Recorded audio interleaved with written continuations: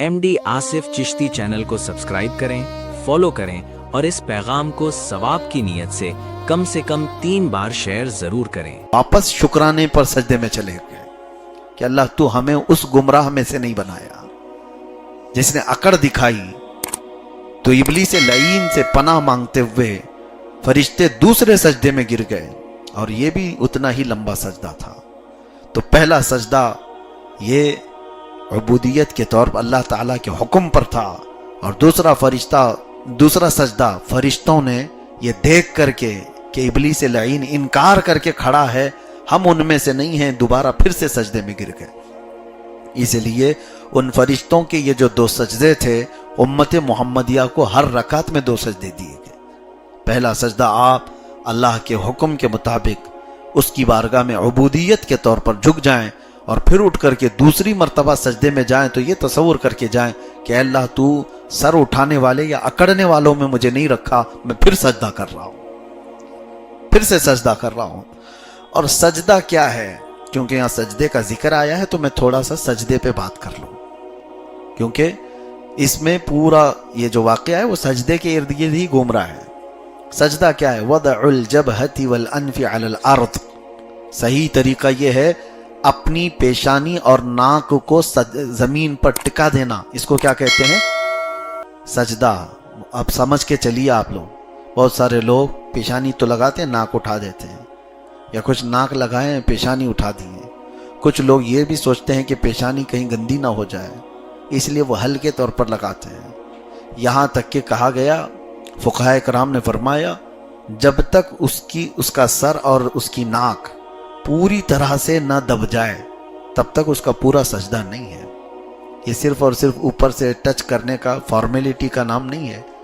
इसीलिए अब ये मस्जिदों में भी मैं अक्सर देखता हूँ 4-4 मुसल्ले ला करके, गदेले टाइप के ला करके रखते हैं, उस पर सजदा सही से होता नहीं। मैं तो उसका आदी नहीं हूँ, लेकिन मोटे मोटे कालीन और उसके नीचे भी बहुत कुछ फोम डालना, ठीक है, नरम रहने की आदत, लेकिन जब सजदा आप करते हैं तो ना आपकी नाक और ना ही आपकी पेशानी जमीन तक जाती है। इसीलिए गद्दे पर नमाज पढ़ने को मना किया गया। गद्दा जो होगा उससे आप सजदा करेंगे तो जमीन आपकी लगती नहीं। हाँ, अब उसकी सूरत यह है, कालीन तो है अब मस्जिदों में। अब मेरी बात को लेकर सारे मस्जिदों के खिलाफ ना फैलाएं कि कालीन के खिलाफ ही बोले।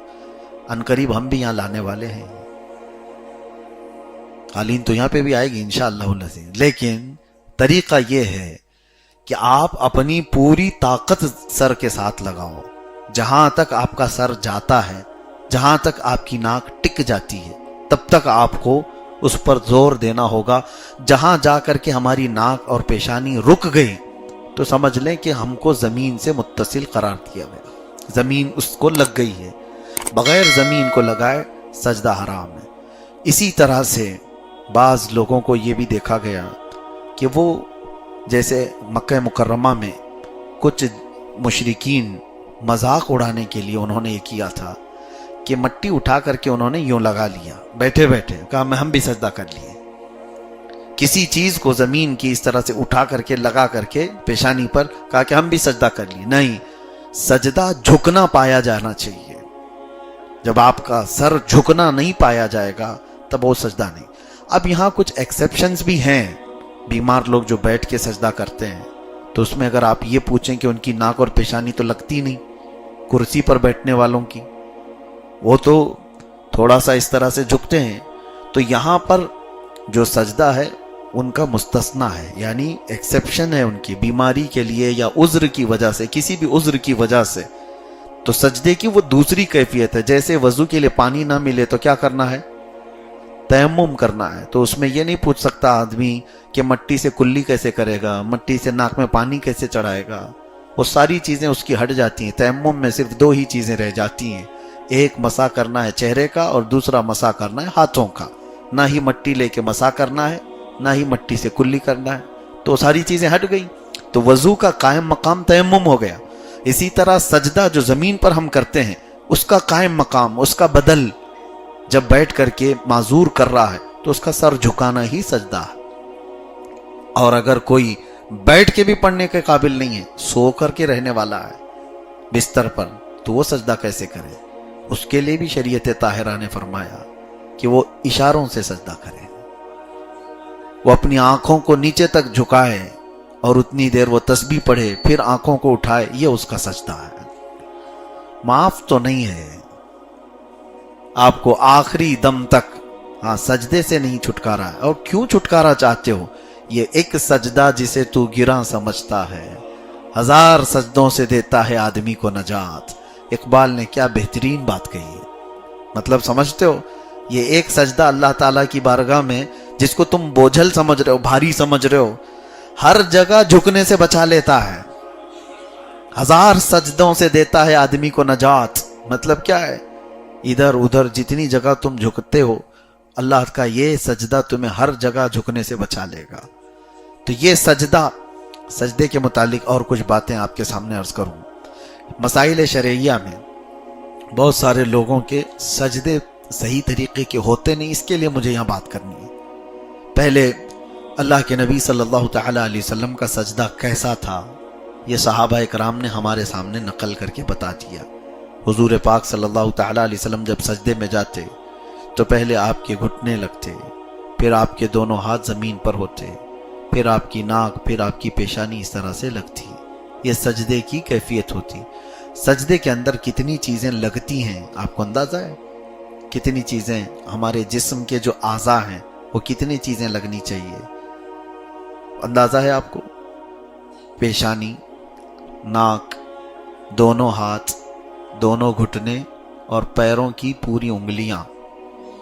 अगर उंगली को अलग अलग अलग काउंट करोगे तो ज्यादा हो जाएंगे, 20 उंगलियां ही हो गई, 2 घुटने हो गए, फिर नाक और पेशानी। ये आज़ा जिस्म के जब बंदे के जमीन पर लगते हैं तब वो पूरा सजदा करार देता है। बहरहाल अल्लाह तबारक व तआला हमें उस सजदे की लज्जत अता फरमाए जो रसूल पाक सल्लल्लाहु अलैहि वसल्लम ने फरमाया कि बेशक बंदा अल्लाह से सबसे ज्यादा करीब सजदे की हालत में होता है। सजदे की हालत में अल्लाह ताला से बंदा सबसे ज्यादा करीब होता है। इसीलिए मुनाजात करने वाले, दुआएं करने वाले सूफिया इकराम वो सजदे में दुआएं करते थे, क्योंकि बंदा ज्यादा सजदे में करीब होता है। और ये एक सजदे ही की तो बात है। सैयदा कायनात फातिमा ज़हरा रदी अल्लाह तआला अन्हा रात को सजदे में चली जाती तो फजर की अजान हो जाती थी, और फिर वो सर उठाती तो ये कहती कि अल्लाह तेरी रातें कितनी छोटी हैं कि मेरा सजदा पूरा नहीं होता।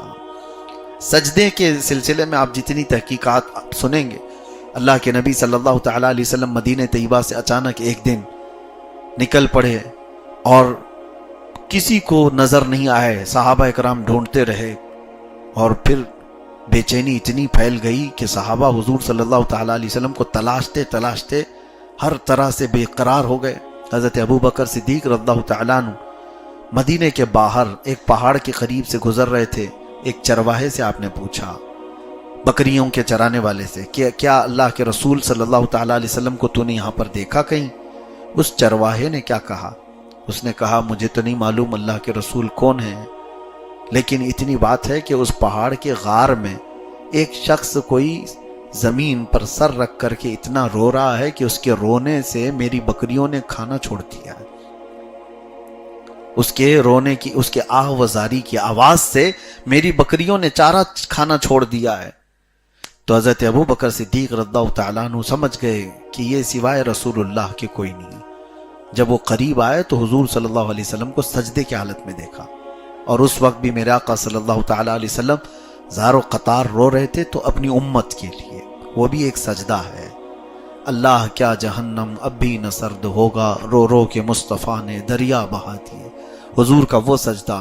और ये भी मैं आपको बताऊं, हुजूर पाक सल्लल्लाहु तआला अलैहि वसल्लम दुनिया में आए थे तो सैयदा कायना बीबी आमिना रज़ियल्लाहु तआला अन्हा बयान करती हैं कि वो मंजर कैसा था जब 3 दाया आई थी, हज़रत बीबी आसिया, हज़रत मरियम, हज़रत हवा, और उसके बाद अचानक उनके चेहरे पर एक नूर की शुआ चमकी, पलक झपकते ही हुजूर सल्लल्लाहु तआला अलैहि वसल्लम पैदा हुए। हज़रत आमिना वो पैदाइश की कैफियत बताती हैं कि मैंने अपने बेटे को देखा जब वो पैदा हुए तो सजदे की हालत में थे। हुजूर तशरीफ लाए थे दुनिया में तो सजदे की हालत में देखा हज़रत बीबी आमिना ने। ना कोई आलाइश, ना कोई नापाकी, जिस्म के ऊपर कोई मैल नहीं। ایسا غسل دیے ہوئے آئے. تو سجدہ جو ہے ہر جگہ آپ کو بلندی پر لے جانے والا. اور میرے آقا صلی اللہ تعالیٰ علیہ وسلم کی ایک حدیث یہ بھی سن لو کہ حضور پاک صلی اللہ تعالیٰ علیہ وسلم نے ارشاد فرمایا من رکع فجل من رکع فجل, جو اللہ کی بارگاہ میں جھک گیا وہ اتنا ہی بزرگ بنا دیا جائے گا. تم جھک کر کے دیکھو, یہاں سے جو اکڑ گیا ہے وہ ذلیل ہی ہوتا رہے گا. ومن رفع فذل, اور جو اٹھا دیا اپنا سر, نہیں جھکنا چاہتا ہے, وہ ذلیل ہی ہوتا رہے گا. اولیاء کاملین سب کے سجدوں کے متعلق اگر آپ دیکھیں گے, اللہ اکبر, صحابہ کرام رضوان اللہ تعالی علیہ مجمعین کے. اب یہاں پر سجدے کی بات آئی, یہ فضیلت صرف ہم نہیں بتاتے, دوسرے فرقے والے بھی بتاتے. اب وہاں ہوتا کیا ہے, اللہ نے قرآن میں فرمایا ہے سیماہم فی وجوہہم من اثر السجود. رسول اللہ صلی اللہ تعالی علیہ وسلم کے جو صحابہ ہیں اور جو متقی پرہیزگار جنتی لوگ ہیں, ان کی نشانی اللہ نے قرآن میں بیان کی.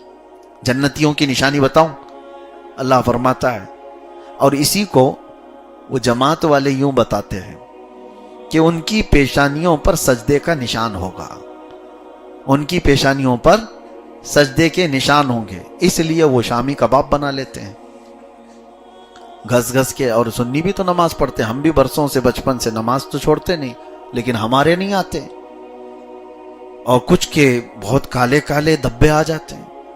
اس کی وہ فضیلت بیان کرتے ہیں کہ یہ اللہ نے قرآن میں فرمایا جنتیوں کی نشانی ہے, پیشانی پر جو سجدے کے نشان ہونے چاہیے, اس کو ہٹانا نہیں ہے, صاف نہیں کرنا ہے.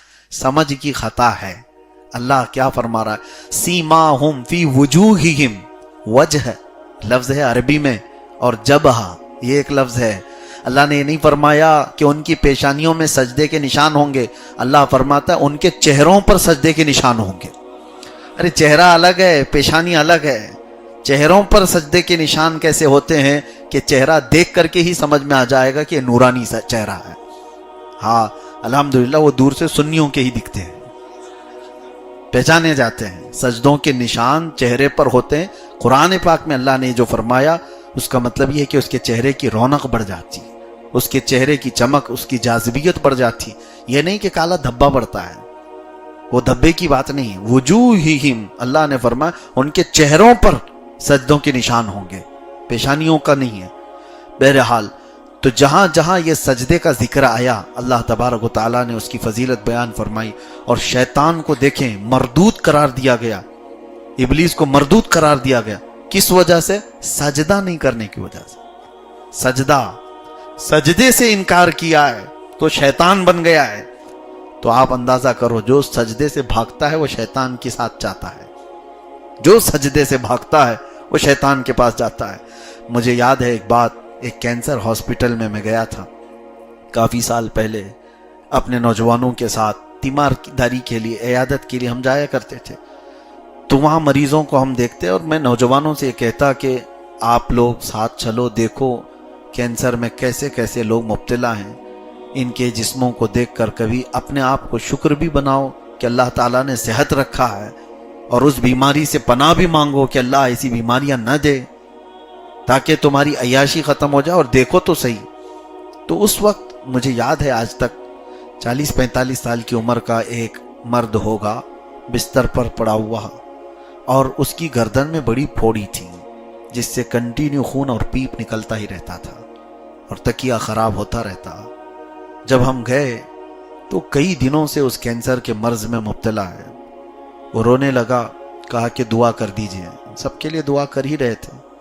اس نے ایک جملہ کہا کہ حضرت اتنی دعا کر دیجئے, بہت شدت سے خواہش ہوتی ہے کہ سر اٹھا کر کے ایک بار سجدہ کروں, لیکن اب میں سجدہ کر نہیں سکتا, سجدہ کرنے کی طاقت ہی نہیں ہے. سر اس طرح سے جام کر دیا گیا ہے کینسر کی بیماری میں کہ وہ تکیے سے اپنا سر نہیں اٹھا پاتا. اس دن دیکھ کر کے پورے جسم کے رونگٹے کھڑے ہو گئے کہ اللہ نے جن کو طاقت دی ہے, قوت دی ہے, وہ سجدے سے بھاگ رہے ہیں. تمہاری گردنیں سلامت ہے, تمہاری پیشانیاں سلامت ہے, اور اللہ تبارک و تعالیٰ کی دی ہوئی یہ صحت برقرار ہے, اور تم اسی لیے یہ ایک سجدہ جسے تم گراں سمجھتے ہو, بھاری سمجھتے ہو, اور پھر کل قیامت کے دن یہ سجدہ تمہارے لیے بھاری پڑ جائے گا. جو نہیں کرنا نہیں کیا وہ بھاری پڑ جائے گا. اسی لیے کہا گیا جو ان سجدوں کے حساب میں نکل گیا وہ باقی معاملات میں بھی نکل جائے گا, اور جو اس میں پھنس گیا وہ بہت لمبا پھنسے گا. اپنی نمازیں کمپلیٹ کر لو اس سے پہلے کہ لوگ تمہاری نماز پڑھتے. اور ایک بات میں آپ کو بتاؤں, بہت تعجب کی ہے, آپ کو زندگی بھر کہا گیا ہے کہ سجدہ کر لو ہر نماز میں, فجر میں, ظہر میں, عصر میں, مغرب میں, عشاء میں, جمعہ میں, سب نمازوں میں آپ کو کیا کہا گیا ہے؟ رکوع بھی ہے, سجدہ بھی ہے. مرنے کے بعد جس کی نماز پڑھی جاتی ہے, جنازے کی نماز میں سجدہ ہے؟ نہیں ہے. جنازے کی نماز میں اب سجدہ نہیں ہے. یہ بتایا جاتا ہے کہ تیرے سجدے کا وقت ختم ہو گیا. سجدہ کرنے کا جو تجھے وقت ملا تھا وہ زندگی میں تھا. مرنے کے بعد جو نماز پڑھی جا رہی اس میں بھی سجدہ نہیں ہے. اور اس کی ایک وجہ یہ بھی ہے کہ جنازہ سامنے ہے تو کہیں لوگ یہ نہ سمجھیں کہ اس کی عبادت کر رہے ہیں ہم جنازے کی. نہیں میرے عزیزو, سجدے کا ذکر اس پورے پارے میں کثرت سے ہے, اس کی وجہ سے میں نے اس باتوں کو آپ کے سامنے رکھا. باقی بہت ساری آیات بینات اللہ تبارک و تعالیٰ نے اس میں ہماری ہدایت کے لیے بیان فرمائی. قرآن پاک میں آدم علیہ السلام کے متعلق اللہ فرماتا ہے شیطان نے ان کو یہ وسوسہ ڈالا تھا, کیا کہہ کر کے کہ اللہ نے جس درخت کا پھل کھانے کو آپ کو منع کیا ہے, کیوں جانتے ہو؟ اس لیے کہ الا ان تکونا ملکین او تکونا من الخالدین, کہ تم دونوں فرشتے بن جاؤ گے یا ہمیشہ جنت میں رہ جاؤ گے, اس لیے تم کو منع کیا گیا ہے. کھا لو گے تو ہمیشہ رہ جاؤ گے یا فرشتے بن جاؤ گے. تو انہیں یہ لگا کہ ہم کو شاید اس لیے روکا گیا ہے, ہم کھا لیتے ہیں تاکہ جنت ہماری ہمیشہ کی ہو جائے. کھا لیا انہیں. فلما ذاقا الشجرۃ بدت لہما سوآتہما, اللہ قرآن میں فرماتا ہے جیسی انہوں نے چکھا ان کے جسم کے کپڑے اتار لیے گئے, جنت سے ساری چیزیں اتار دی گئی. اور پھر اللہ تعالیٰ نے فرمایا قال اہبطوا بعضکم لبعض عدو ولکم فی الارض مستقر ومتاع الی حین, اترو اب زمین پر. آدم علیہ السلام کو سرندیب پہاڑ پر, اور حضرت حوا کو جدہ شہر جو مکہ سعودی عرب کا آج شہر ہے, جدہ کہتے ہی ہیں دادی کو, اور دادی کے نام سے ہی وہ شہر ہو گیا. وہاں انہیں اتارا گیا اور یہ کہا اللہ تعالیٰ نے کہ تم آپس میں اب سب دشمن ہو, ایک مقررہ وقت تک تمہیں زمین پر رہنا ہے, اس کے بعد پھر تمہیں لوٹنا ہے. قال فیہا تحیون وفیہا تموتون ومنہا تخرجون, یہ تین باتیں اللہ فرماتا ہے اسی میں تم کو اب زندہ رہنا ہے. کس پر؟ زمین پر. اور اسی پر تم کو مرنا ہے, اور اسی سے ہم تم کو دوبارہ اٹھائیں گے. اسی لیے ہم جب کسی کو دفن کرتے ہیں تو کیا پڑھتے ہیں؟ منہا خلقناکم وفیہا نعیدکم ومنہا نخرجکم تارۃ اخری, اسی زمین سے ہم نے تم کو پیدا کیا, اسی میں ہم تم کو لوٹائیں گے, اور اسی سے ہم تم کو دوبارہ اٹھائیں گے. یہ تین آیت, یہ آیتوں کے جو تین حصے ہیں اس کا مطلب یہی ہے. اور اسی مٹی کے ذریعے سے آپ کو